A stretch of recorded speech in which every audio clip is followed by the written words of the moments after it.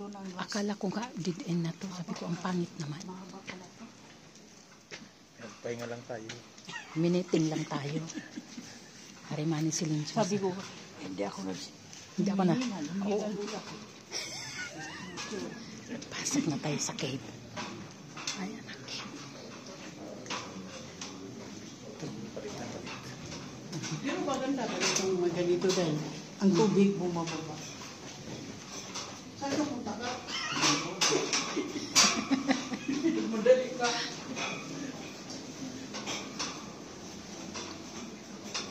Years pala itong ginagawa eh.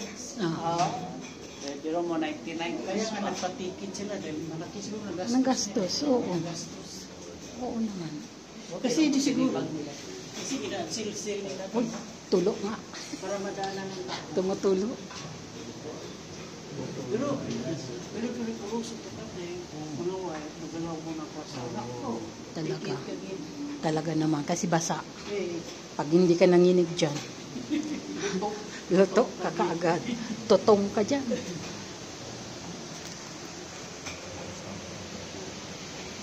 wala ma-discover nila else na hindi gawin ko. Kung one time na punta tayo sa Brasasi. Sa Brasasi, maganda talaga. Sa Ancona. Yung gutsa talaga niya, nagiging yellow May siya. mga daw sabi ni Sa Ancona, doon nga. wala na ito.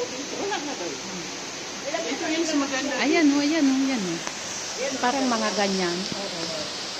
Sa sobrang lamig. Ayan o.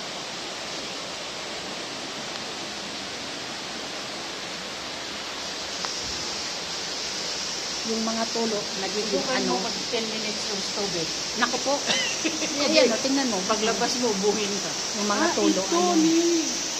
Ayan. Yung mga tulo, nagiging yellow sa sobrang lamig. Nagiging, nag-aano siya.